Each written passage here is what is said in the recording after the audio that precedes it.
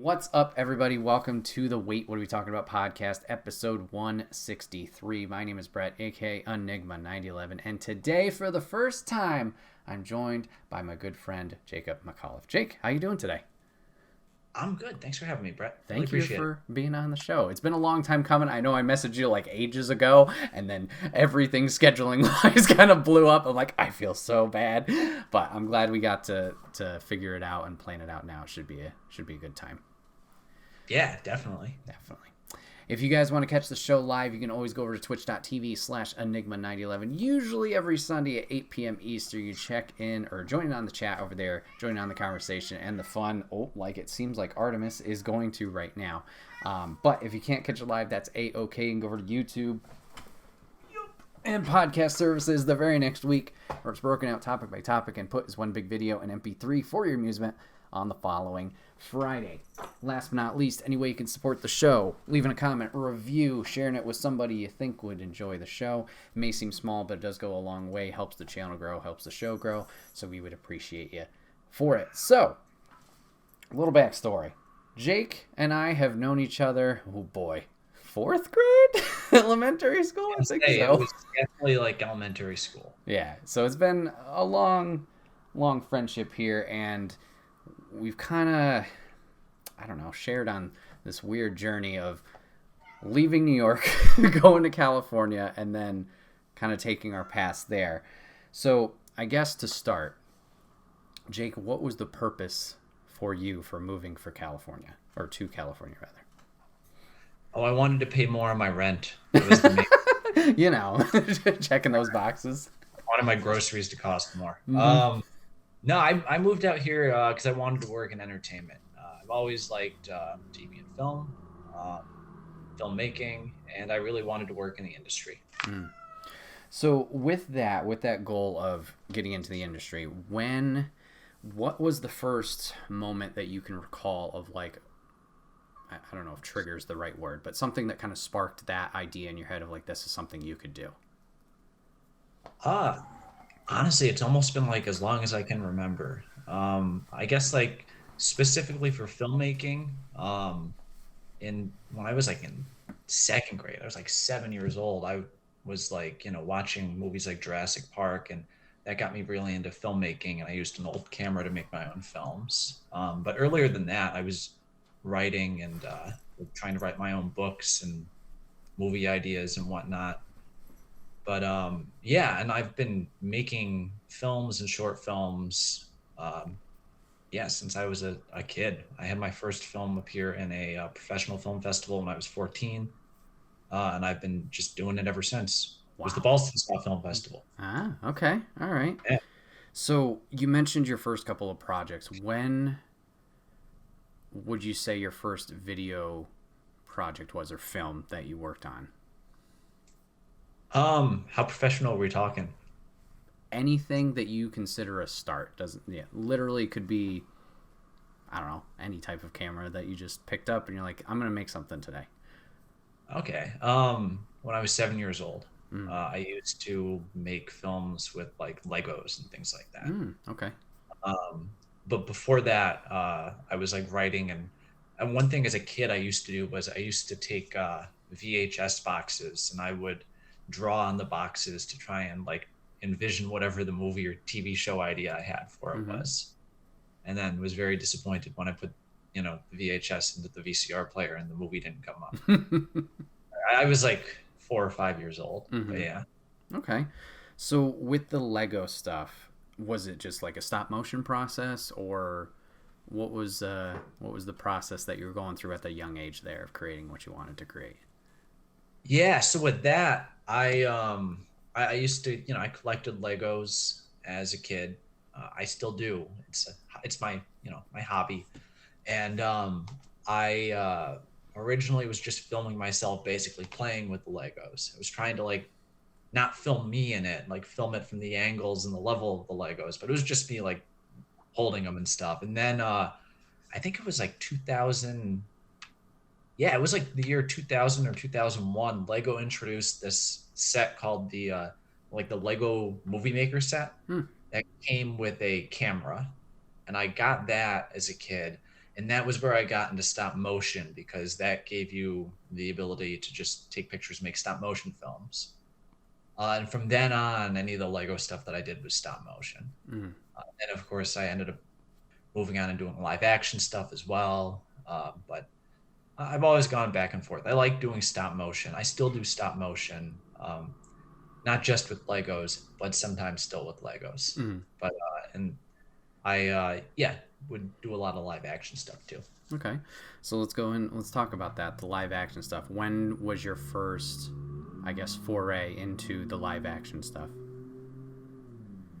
Probably around the same age. Okay. But I guess we're gonna get like, yeah, because I was around like fourth or fifth grade. I had a friend who lived in like Glens Falls, and we tried making a movie together.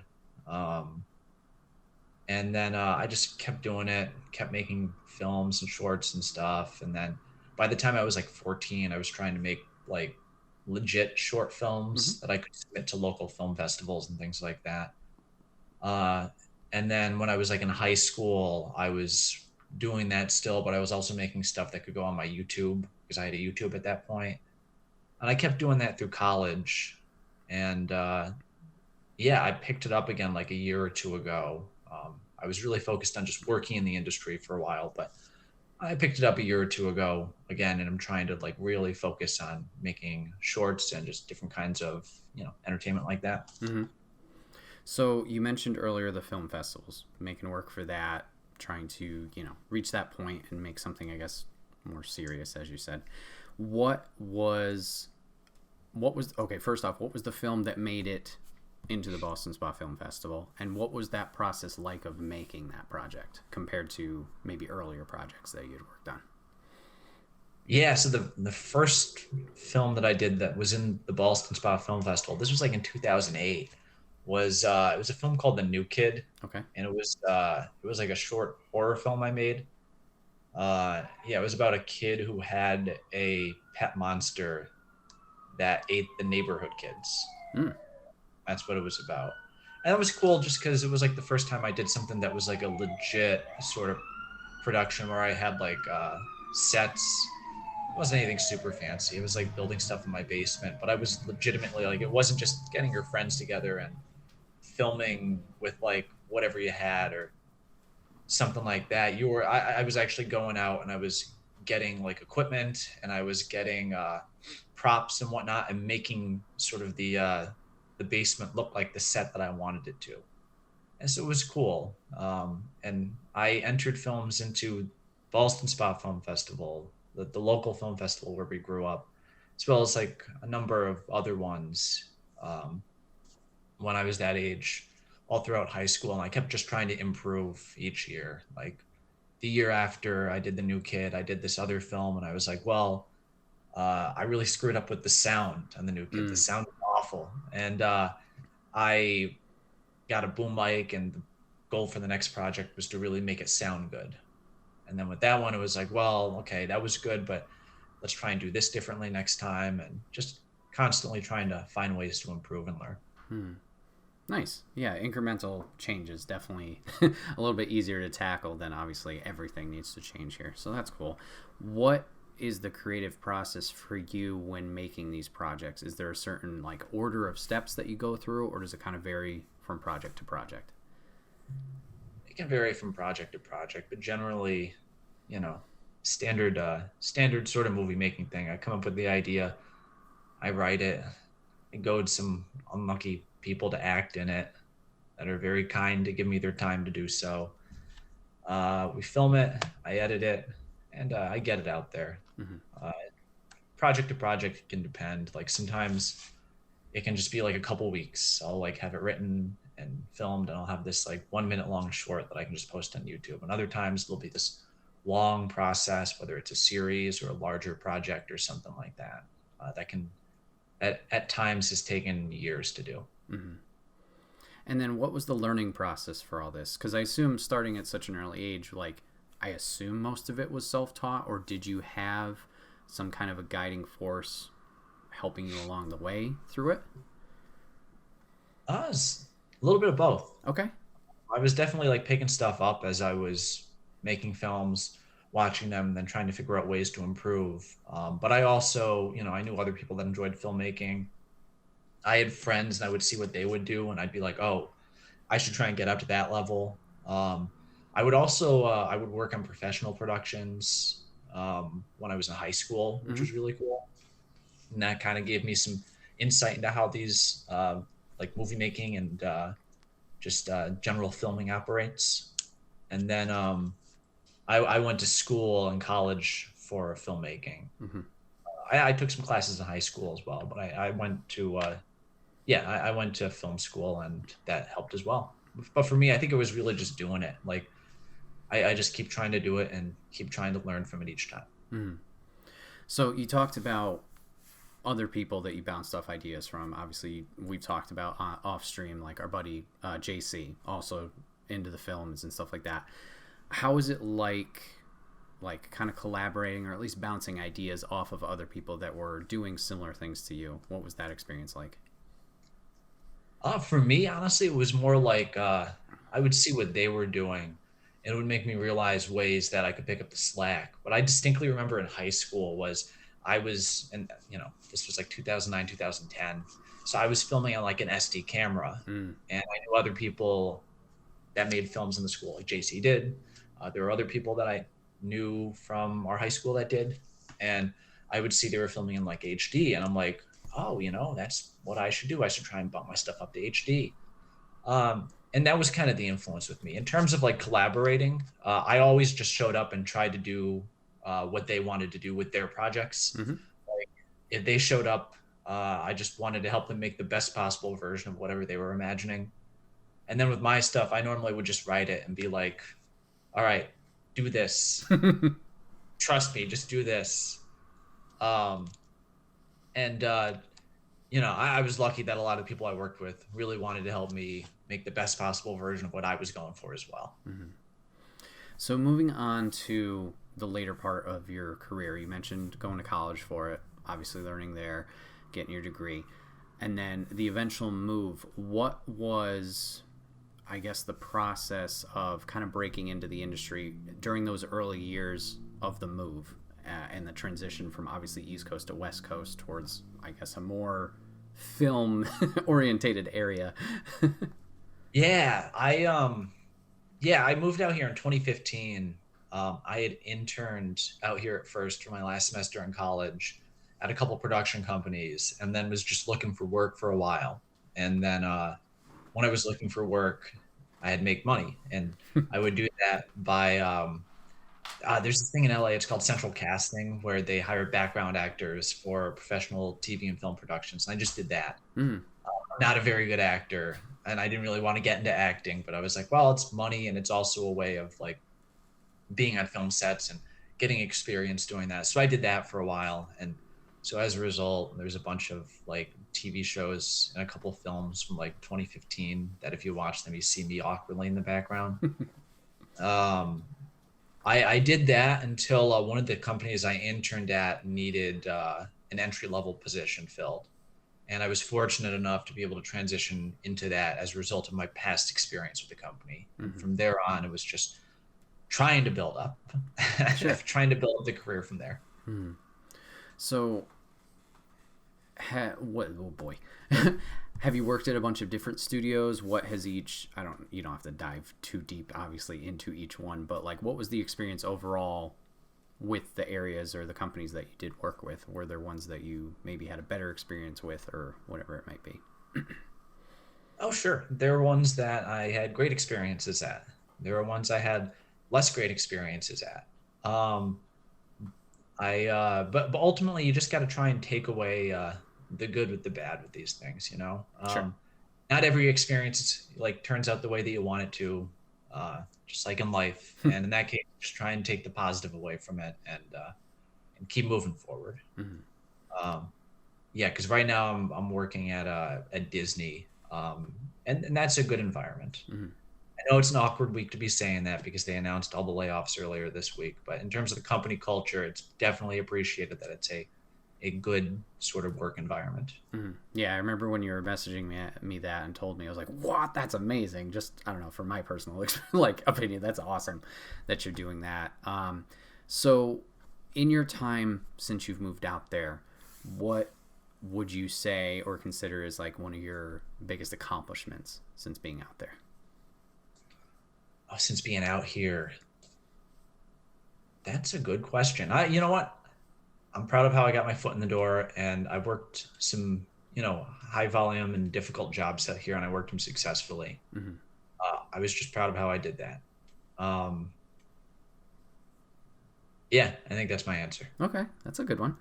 And then I guess if we're just going to be fun with this, I know you and JC, at least when I talked to you a few times, you guys had the opportunity to meet some people. What would you say are some of the most fun opportunities you get to meet either actors, directors, anyone just in the business? Yeah. You know what's funny is I would say my favorite sort of, I guess you call them celebrity encounters, are the ones with like the B and the C list ones where you end up actually having a story to tell with them and whatnot. Mm-hmm. Because you there's like a lot of times where you'll go to an event and see an A-list actor there or something, but there's no interaction. But the fun times are when you're at like a bar or something and you run into a random B or C list sort of celebrity and end up just chatting with them and bonding with them. Mm-hmm. That's a lot of fun. I'll tell you, one of my favorite experiences out here was I worked on a movie called The Circle.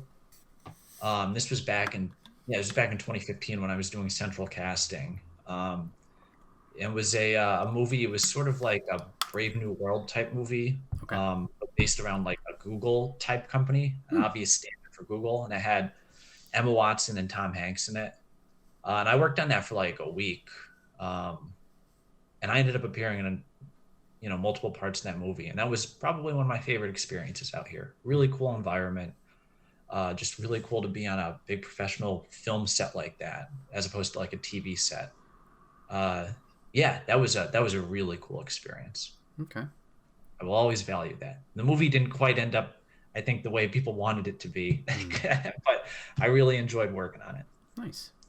So what would you say is your ideal role in the industry that you would like to do? Is it more of a directorial role or, yeah, I guess role? Is it something more the camera side, production? Where would you see yourself as like, that's the spot I want to aim for? Directorial role. Okay. I really want to be a filmmaker, Mm-hmm. and that's something I'm really trying to focus on now. Sure. That's why I'm doing all the short film making whatnot now. Mm-hmm. Do you have a dream person to work with, whether once again actor or someone more behind the scenes, I guess? Uh, Actually, I don't think I do. Okay. Really, I'm just looking for people that just kind of want to help me make cool stuff. Mm-hmm. If they happen to be someone whose work I admire, that's just a bonus. Sure. And then I guess transitioning to, as you alluded, getting back into the short films for yourself. How has it been jumping back into, I guess, that side of things and that creative side? That's great. It's a little bit like coming home again. Mm-hmm. Because it was like I spent so much time when I was younger doing that kind of stuff. And I honestly, like, my thing that I like to do in my free time is just creative work. I really like writing and editing and filmmaking. It's what I like spending my free time doing. And I had stopped for a few years because I was trying to focus on like kind of climbing the honestly, like climbing the corporate ladder in the film industry. And I was like, well, okay, this is my creative outlet now, is I'm going to do that. But then I found I was just really missing it. And it was one of those things where even if nobody watches the stuff that I make, and I've got a ton of scripts that are just sitting on my computer that no one's read, that I spent hours upon hours on. That's okay, because it really is just like a very fulfilling, joyous thing for me. And I wanted to get back into it, and I did. Nice. Yeah, for sure. It's that, like you said, it's that outlet for yourself. Because as all of us know, life can be very stressful, especially when you're chasing after such a, I guess, strenuous job, goal there that you do have. Like, having that creative side gives you that outlet. And in the meantime, you are still working on it. It's just taking that different path, that different avenue to create these projects. So that's great that you're getting into that. Thank you. Yes, that's exactly it. So, I guess just one last question. So, what would you say are your biggest inspirations for your projects? Could be things that have come out or people's work. What inspires you the most going forward? It's one of those things. You build up a lot of inspirations as you get older and just keep finding more. But I think for myself, as with a lot of people, it's always those nascent inspirations from when you're younger that really propel you and get you excited about your passion. And those are sort of they're very formative, and they stick with you and they end up defining a lot of your work going forward. And so for me, it really was when I was younger watching stuff like Jurassic Park. It was uh, Spielbergian type adventure movies and whatnot that I really liked and I really connected with. And then that's, I think, like with a lot of people, was sort of my gateway into the larger world of filmmaking.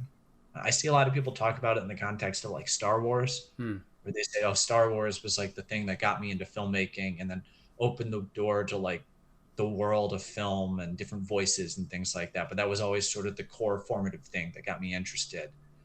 Yeah, probably like, yeah, I think Jurassic Park was the first one that got my foot in the door there. But even then, before that, there were other films that I liked, like kid films that I'd be obsessed with. I drove my parents crazy because as a kid, I used to carry around like the VHS tapes of all the movies I liked, which when you're really young was like the Disney movies and Mm-hmm. stuff like that, and just constantly watch them on repeat. Um, so I think it was those original films that I watched as a kid that end up just sort of forming the core of your interests, and you grow out from there. Mm-hmm. Very nice. Very nice. So, Jake, you mentioned the YouTube. Would you like to plug it right now, sir, so people can find it for you? Where should we be Yes, looking? I would love to do that. I have a YouTube channel. It's called McAuliffe Media. I post a variety of comedic and parody type content on there. I do short films. I do series. I do parodies of other types of YouTube content. I'm really just trying to do a lot of fun and different stuff. And yeah, check it out. Nice. Everything will be posted down in the description, guys, so you can follow it right there. Please go check it out. So, yeah, Jake, thanks for having this conversation with me about your film stuff, because I know we've touched on it in the past, but I don't think I've really, like, picked your brain about it, like, through all this time. I feel awful about it, but I'm glad we got the chance to do it now. And, yeah, best of luck with everything in the future, man. I'm very happy for you. Thank you. Thanks for talking with me about it. Absolutely. It's an honor. So let's move on over to topic 2. Jake, what is your topic today? Right. So you told me to pick the second topic, Mm-hmm. and I know because I watched your podcast before, and you talk about a lot of video game stuff, pop culture stuff, and sort of the geek kind of ephemera. Mm-hmm. And I wanted to do something like that, but something that maybe wasn't discussed quite as much, but that I had a passion for. So I picked Bionicle. Okay. Um, and it kind of goes into a larger thing. I mean, I want to talk about the theme itself, but into a larger thing, I think about a lot about how like our pop culture interests have like gotten very narrow over the course of like the past few decades, and defined around very singular things, and how there are all these other interesting things out there that were big for a time and have just kind of fallen off the face of the earth, it feels like. Mm. And this is a prime example for me. I guess, should we just dive into an intro first before we really get into the weeds of Sure, it? yeah, that sounds good. Yeah. So I guess I'll start off saying, how much do you remember about Bionicle? So my main memory of it before, like, you messaged me and I was like, oh yeah, looking into it. My original thought or remembrance of it was the original 6 of like these big, tall robot-esque humanoids, and like they were all elemental and had dope-looking masks and stuff. And I remember like it kind of went from there, as I'm sure we'll discuss. Like they had other obviously lines, and I think they had movies, and like it kind of blew up, at least from my memory as a kid. Like they kind of went everywhere with it, or had a big reach. And then it went for a while, and then yeah, just like I guess things always kind of do, it just kind of poofed away. But it was one of those things that was very I don't know if cross media is the right term, but that's the one I'm going to use right now, where it felt like it, besides just the Legos that they obviously put out, they had a wide reach of projects that they had made for it, and it was a lot of fun building them and kind of, just seeing the different things that they came out with over the years. It was nuts. Yeah, yeah. Cross media is actually a very good phrase to be using for Okay. this. 'Cause that's very much what they were doing with it. So I guess to intro into it, it's a Bionicle is a line of constructible action figures created by Lego in the early 2000s. The original line lasted 10 years, and it was an attempt to do a story-driven toy line after Lego had licensed Star Wars in like the late 90s and were creating Star Wars Lego sets that were very successful. But that cost a lot to license. And they were like, we want that, but without the licensing fees. Hmm. And that's where this came about. And this actually happened at a difficult time financially for the Lego company, where they were on the verge of bankruptcy. They had like just declared their first losses in like 98 or 99, I want to say. And basically, even though Bionicle doesn't have much of a presence now, both in terms of pop culture and, in the Lego company stock it, they don't make them anymore. It basically saved the company from bankruptcy. They were the largest toy brand in the world, and they would have gone bankrupt if not for this line of toys. Wow, that's incredible. I had no idea. I brought some numbers with me. Ooh, okay. And I found out at its peak in 2003, Bionicle accounted for 25% of the total revenue for the company and 100% of its profit. Jeez. Which is nuts. Like nothing else was making money there except like this one line of action figures, which aren't even very traditional in terms of that brand, because they were made with like they call them Technic pieces, where the pieces are more mechanical in nature versus the plastic bricks. But I find that interesting, but I also think the story was really good behind it.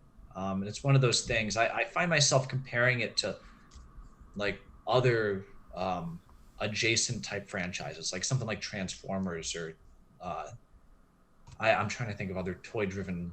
I guess like I know it was a comic originally, something like Teenage Mutant Ninja Turtles, very merchandise driven line, or GI Joe. Well, I could be wrong. Was TMNT? I thought they were comics first, and then they kind of They were. Oh, okay. Yeah, TMNT. I'm not an expert on Sure. Teenage Mutant Ninja Turtles. I think I've seen the first movie, but just from pop culture osmosis, my understanding is that it was a series of comics that were a little darker, and then it turned into this very merchandise-driven kind of franchise. Yeah. But what's interesting for me is that a lot of toy-driven stories feel very transparent in terms of what they're trying to do. Okay. I always go back to that what is it? That Transformers cartoon movie from the 80s. Transformers the movie. Yeah. And you watch that movie, and I'm not a huge Transformers fan either, of the original cartoons, I should say. But it's like very transparent that it was designed solely with the idea of getting rid of the old toy line so they could bring the new toy line in. But it's done like a very transparent way. And that's no shame on anyone that likes that. But what I always appreciated with Bionicle was that the storytelling was actually very astute. It had an extremely complex lore. It really was like, it took itself very seriously. It almost felt like Lord of the Rings light, because it got so complicated by the end of it. Like there's just like there's a wiki out there for the story, and it's just enormous and in depth. But it also had some really good writing behind it. And it ended up having this huge science fiction twist to it that I thought brought the whole thing full circle. Which I guess gets down to another interesting thing about it was that the whole the idea for the line came from this guy who was going through chemotherapy. Oh. Yeah, Christian Faber, the guy who came up with the concept originally, was going through chemotherapy. He had like a benign brain tumor, but it was behind his eyes. They couldn't remove it. So he was going through, a painful chemotherapy process for the course of a couple of years. And I guess to spoil a storyline that's been over for 10 years now, over 10 years. And the twist with Bionicle was that they were like these robots that lived on a tropical island at first, and they worshipped this this god that they were trying to awaken, Mm-hmm. the god Atenui, the Great Spirit. And then the twist at once, like it took 8 years for this to be revealed, and they went through multiple locations. There was a story where they went through a city, they went to other islands, but the twist was that the god wasn't actually a god, it was a bigger robot, and they were all designed to service this robot by these like alien beings. And something happened where they all became sentient and they misunderstood their original purpose. They Mm-hmm. thought, oh, they took serving this larger robot as them like worshiping this larger robot, and they were just little robots inside the bigger one, just sort of operating it and making it work. Mm. And I guess the idea originated because this guy was going through chemotherapy, and he would take these pills regularly for his treatment, and he imagined the pills and him popping open and these warriors coming out of it and fighting off the cancer. And that was where the original concept came from, but they didn't reveal that until years after the fact because that would have spoiled the twist. Mm. Wow. Okay. Interesting. Yeah, it's a rabbit hole. Yeah. Yeah, looking through here, Papa Griffin chat on talking about like the Transformers movies and stuff like this. It's like it's the same same path, sort of like Castle Grayskull with He-Man, and then he brings up the sharks. Was it Street Sharks?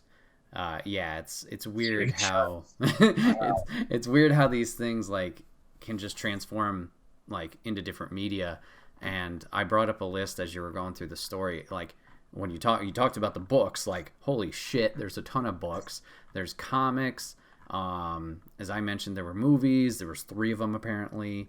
And then I got to games, and I'm like, oh my god, I remember. Yeah, there was a Game Boy game that I played. There's a few listed here. And then there was an online game. I remember that briefly too. It's like, oh my That god. online game was like, I'd say that's probably one of the great Flash games that have been created.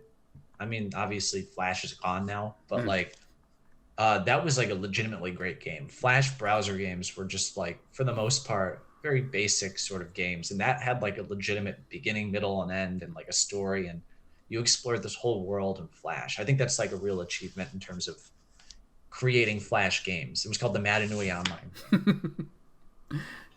So, what captured you with this story? Because obviously you know, seem to have a depth of knowledge of, what happened in the story, all these things. Like, what really stuck with you or captured you or got you into the world? I think it was the depth of the storytelling, because it got very deep, not just in terms of the lore, but in terms of the characterizations. I'm not going to pretend like these were all the deepest characters ever, but there was certainly there is certainly layers to them that I don't think you got from a lot of other toy-based storylines where characters are essentially defined by personality quirks. Mm-hmm. And you had that here, but it got a little deeper. But I think for me, and in retrospect, it was just an example of like some very solid storytelling. Again, and there's been a lot of good toy line driven storytelling from when we were younger and other toys and whatnot. But this one felt like sometimes it was strong enough that I would have read this on its own if there wasn't a toy line behind it. And it really understood the fundamentals of storytelling. Mm-hmm. I always go back, like, talk about transparently trying to change a line of toys. I think it was in 2003, like late 2002, 2003, where they wanted to get rid of the original line of the Bionicle heroes, the Toa, Mm-hmm. and bring in a new line because the toys had been out for over a year. And so they created a new line of toys called the Toa Nuva. Mm-hmm. And in the story, it was like they got mutated and changed into more powerful versions of themselves. That could have been the whole thing. That could have just been like, hey, they're the Toa Nuva, just buy the new toys. But they actually built that into the story and made it a character-based thing where they transform, and that caused them to become very overconfident in themselves. Mm-hmm. And it caused their team to fracture and break apart. and they because they felt like they didn't need each other anymore. And then as a result of that, these new villains came in that were like, we're going to take them at this moment of hubris and pull the rug out from underneath them. And that's what they did. And they end up doing something that causes them to lose all their powers. So even though they're in this more powerful toy form they had to go out and buy, suddenly they've lost all their powers. And they have to use their wits and their brains to try and beat these villains instead of the elemental powers that we were used to. Mm. So it really understood just like the fundamentals. It wasn't just, here's the new toy, go buy it. Next week they're going to fight this new villain. It got into the weeds with it. Mm. Yeah, looking at the images of the lines, like I had the original 6, I see those guys. I didn't recall the Nuva that you were talking about, but seeing them right here, right immediately back in my head, like, oh yeah, you had those guys. And then I was looking at the wiki, what was it, the second arc? What are they called? Taraga? I gotta see if I can find those. But yeah, it's crazy just seeing, like, going through the images here and just being like, oh yeah, I remember that one, I remember that one. And then I remember, we talked about cross media earlier. I remember the little promos they had for each of the original 6. It was probably just like a screensaver type thing where it was slightly animated, had the photo of them. And then I remember when they start building towards the enemies, the ball guys. I don't remember what they were called. But I remember, yeah, I remember those guys feeling like so stressful, like, oh, this thing is scary. And seeing like how many of them they were running around and doing their thing. That was one where there was a great twist with those characters too, because again, it's like the straightforward version of that story is these new enemies appeared and the Toa have to fight them, and that was what happened at first, but there ended up being a little twist in their motivations later on, where when it was revealed that the quote unquote great spirit was just a giant robot that they were programmed to serve, and then they became sentient and forgot that, it turned out the Borok, they actually had a benevolent purpose. That the reason they existed was that if the giant robot was ever to be like caught in a position where it like couldn't operate, they were to come out and just like clean it off basically. Ah, okay. And the giant robot was like underneath the island they all lived on, and so in 2002, the Borok storyline, the Borok were trying to destroy the island. And because we didn't know that it was like a giant robot underneath them, we thought, oh, these are just mindless monsters. We got to stop them. But the twist was, and this again was like many years after the fact, they were doing it to free the robot because that was their programming. And so they ended up years after that original storyline having to bring the Borok back, like re-unleash them and let them destroy their home. Was that when they like changed their look? They got like a little bit more like tech looking, like they had like the, I don't know how you would describe it, like a freaking microchip, like the designs and stuff like that, and their colors. No, those were different. Those were like okay, from a different storyline. That was from the one I was talking about with when the Toa Nuva.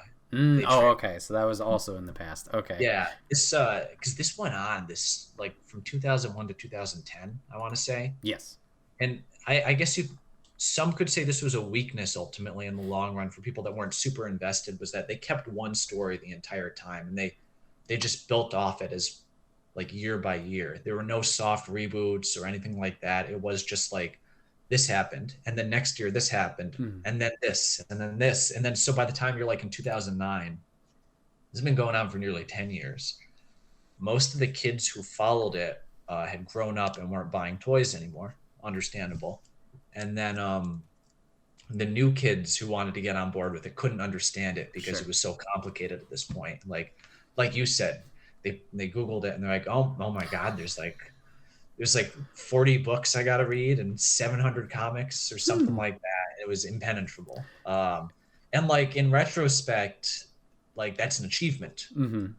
But as a toy line, I think it made it difficult for people to get into. But I don't think it was just that too. I think part of it was also just the cross-media elements themselves were sort of difficult to dive into. Not that it was like bad or anything. Books are actually pretty good for merchandise-driven books. There wasn't like any centralized version of the storyline. I guess like you look at like, I guess I'll keep comparing it to Transformers or Teenage Mutant Ninja Turtles. If you want the storyline for that, you would watch the TV show, whatever TV show was out at the time. Bionicle didn't have a TV show. If you wanted the storyline, you basically had to read the books, the comics, and watch movies and play the games and stuff. And there was no centralized version. It was just you kind of pieced the whole thing together. It was there. Like year had a very specific story it was trying to tell, but you had to piece it together from a lot of different forms of media rather than just watching one thing. So I think that was a detriment for them. So it's kind of drawn parallels as you were describing of like, you know, the first generation who got into it grew out of it, and then you jump into it later and it's like, well, where do I start? Draws a lot of parallels to the MCU if we're thinking about it. Like, oh, you got to watch 21 movies to understand where we're at now, and then all these other things. So interesting. I guess I give the MCU a little credit in that most of their movies you can watch on their own, and you can still understand what's happening, even if you don't get all the details.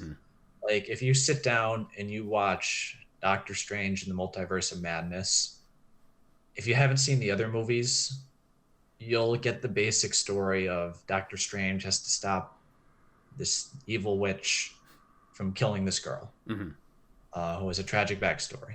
You can get the basics of that. And then if you've seen all the other stuff, like the Easter eggs with the Illuminati and the multiverse stuff are just sort of like icing on the cake. With Bionicle, it really was like if you just read the comics, you would miss out on huge parts of the story.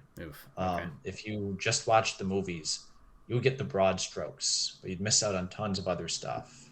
The books would give you the majority of the main story, but there's only so many kids that are going to sit down and read like 6 books per year to figure out what's going on. Sure. So from the figure standpoint, did you have favorite ones that stood out to you? Ooh, that's tough. I mean, you know, I'll always have a soft spot for the original Toa. It was 6 Toa, but I really liked the Borak that you had mentioned. The year after that, the Rakshi were really cool. Was this raptor looking thing with the which one? It had the was that the raptor looking thing that had like the bug in the like back component? Yeah. Okay. I mean, like they're all like cool in their own right for me. Because then you had like after that was when they got to the Metra Nui storyline where they went from the island to this like giant futuristic city they were all living in, and that had some really cool sets in it. And then there was like the Web of Shadows, which had these big spider things that were super cool. Oh yeah. Yeah, just lots of stuff. Like I said, it's a rabbit hole. Yeah, for sure. There's definitely a lot of cool ones. Like I mentioned, the masks were always dope.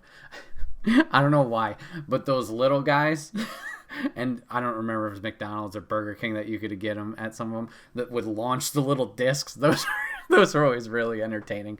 Just put it in there. That's a good example of like how decentralized some of this stuff could be, because the main characters, when they finally made that Bionicle movie in 2003, like it was the 3rd year of the storyline. The main characters in that movie were those McDonald's toys characters. Like those characters from McDonald's, those weren't just like side things. Those were like ended up being some of the most important characters in the entire series. And they re-released them down the line, but it was like, oh, if you just didn't show up at McDonald's this 1 month when they had this promotion, you just wouldn't be able to get the toys for some of these incredibly important characters. But I mean, you know, that's kind of what makes it fascinating in retrospect. So yeah, man, crazy. Just once again, the reach that this had.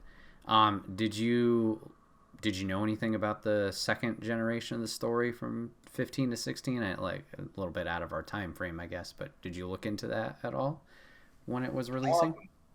I think I got one of the sets as like a novelty. Sure. Because it was like, oh, I love that thing. I'll pick one up. And I ended up doing a stop motion comedy video about it. Oh, okay. About one of the Generation 1 Bionicles doing steroids and turning into the Generation 2 one. Because I was like, That's what I thought it looked like. I was like, it looks like someone took like the original toys and just like put them on steroids. Mm, Um, but yeah, I don't think I followed the storyline too closely. It seemed like they tried simplifying it, which probably makes sense. But ultimately, I don't think it had the impact that the original line did. I sure. mean, it only lasted a couple of years, so Mm. Yeah, at least based on the Wikipedia article, yeah, it was only 2016 that it went I think to. there's a lightning in a bottle element to it, Sure. where that original line came out at like the peak of the action figure market, which was like the '90s, early 2000s, and Mm-hmm. now the market has changed. I think about it a lot, um, just in terms of like branding. Like a lot of Lego's products now are based around brands that they license.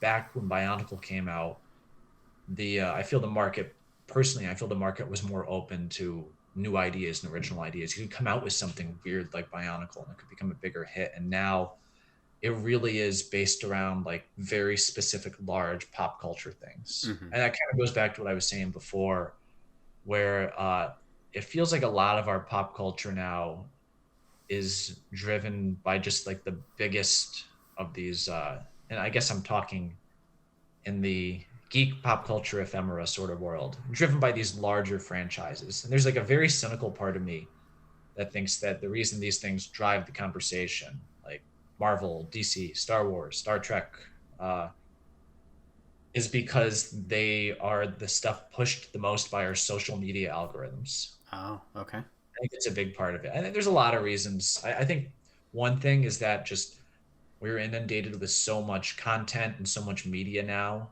um, as a result of social media and internet and all that kind of stuff, that it does have like a blurring effect on our pop culture, and just the biggest stuff stand out to us because it's like the only way we can focus in on one thing. Sure.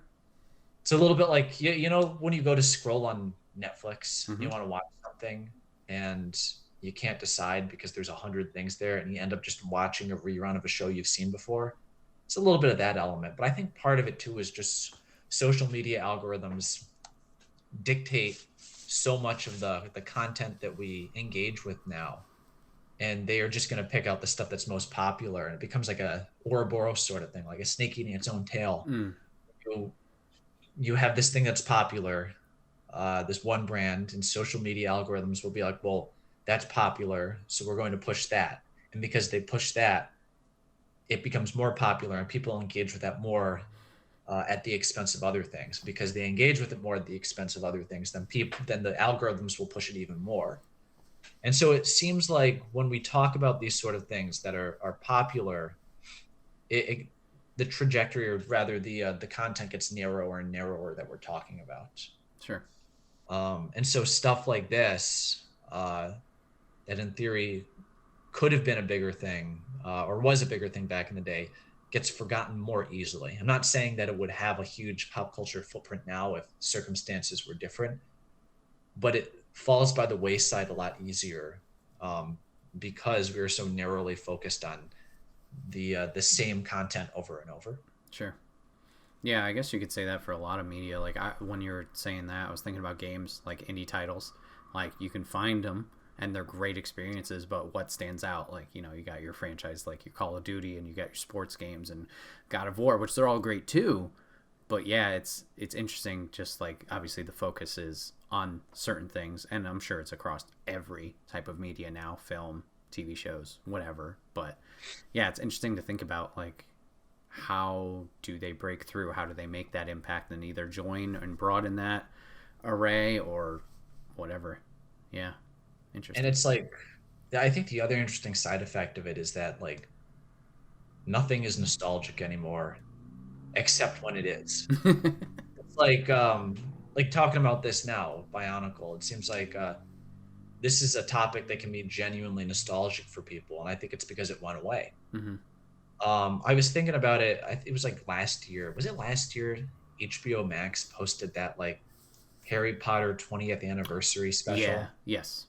They posted that, and it was supposed to be this big nostalgic sort of celebration of Harry Potter. But it's like, how can we miss you if you never go away? Ah. Like it's not like that franchise everyone way. They push merchandise for that every year, like constantly. It's like a pillar of Warner Brothers franchise strategy.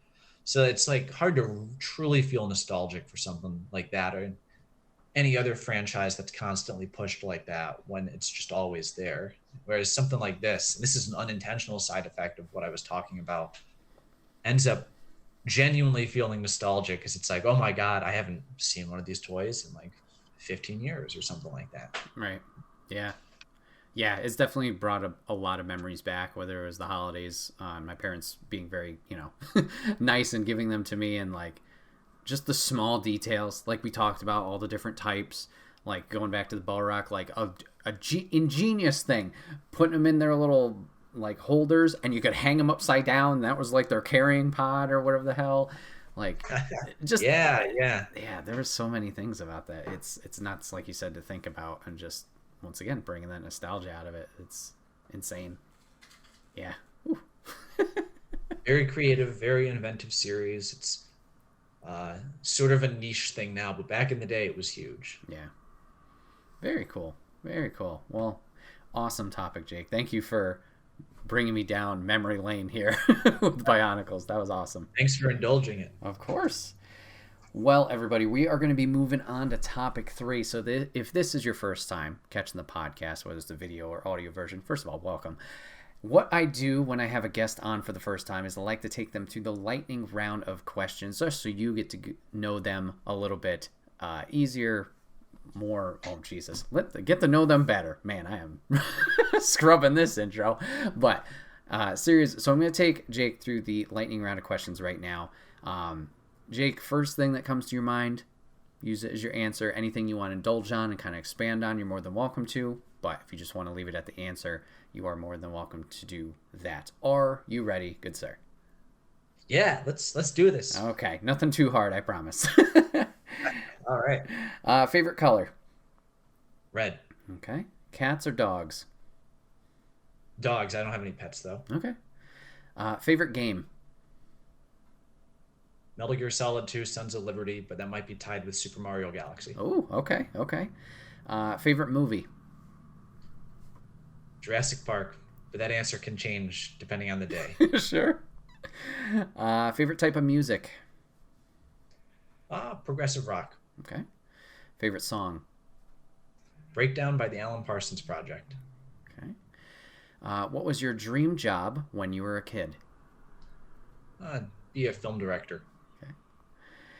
If you could have any animal to be a pet, what would you choose? Probably that crab from the first Bionicle movie. Okay. Bring it full circle. Nice. If you could meet one celebrity, regardless of alive or dead, who would it be? Ooh, that's a good question.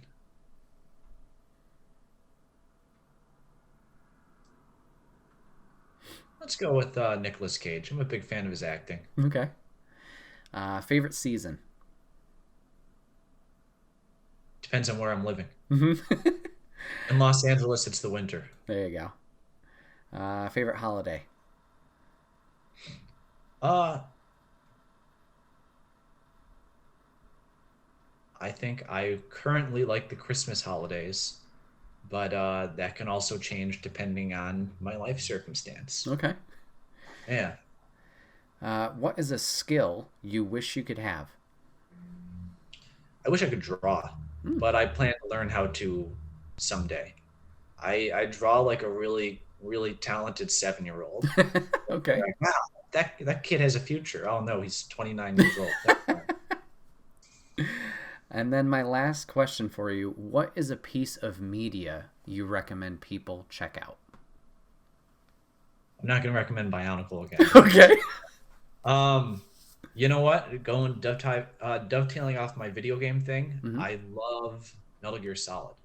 And if you haven't played through that series, I recommend it. Dive into the mind of Hideo Kojima. It's worth your time. Okay. Side tangent question. Have you played Death Stranding? I did, yes. Oh, you did. Okay, how'd you like it? I've dipped my toe into it, but I need to get back to it. I really liked it. It's pretty wild, but I I thought ultimately it was very innovative in terms of the gameplay it was creating. Mm-hmm. It's basically trying to create an entirely new type of game. And even though there's a lot of weird stuff and indulgences, I really enjoyed it. But I'm a big fan of Kojima. Mm. I'm just about to finish reading his book. So Oh, nice. Very cool. Very cool. yeah. Well, everybody, this has been another episode of the Wait, What Are We Talking About podcast. My name is Bret, aka Enigma9011, and today I was joined by Jake, aka McAuliffe Media. Jake, thanks for being on the show today. I really appreciate it. Thank you for having me, Bret. Thank you. It was a lot of fun. Yeah, glad. Me too. It was a blast. If you guys want to catch up this podcast live, you can go over to twitch.tv/Enigma9011, usually every Sunday at 8 p.m. Eastern. You join the chat like Papa Griff did today and join on the conversation. But if you can't join us live, that's A-OK. Go over to YouTube and podcast services the very next week where it's broken out topic by topic and put as one big video and MP3 for your amusement on the following Friday. Last but not least, any way you can help out the show, leaving a comment or review, sharing it with someone you like. It may seem small, but it does go a long way. Helps the channel grow, helps support the show. We would love you for it. Remember, guys, go check out Jake and all of his projects at McAuliffe Media on YouTube. The link is down below in the description, so you can click right over there after you're done with this and check out those fun stuff and give him a subscription and support him over there. We would love you for it. Jake, thank you again for hanging out with me today, doing the podcast. It was a blast. Yes, thank you for having me. It was great. Absolutely. Well, we'll look forward to the next one. We've teased it here and there, off stream, on stream, of getting Yumi and our good friend JC on a podcast and having a good Marvel discussion. I'm sure that will go quite off the rails. I'll see Ant-Man this week in preparation. Nice. Awesome. Well, chat, viewers, listeners, thank you guys for watching the show and spending your time with us. We appreciate you, and we will see you guys on the next one. Take care.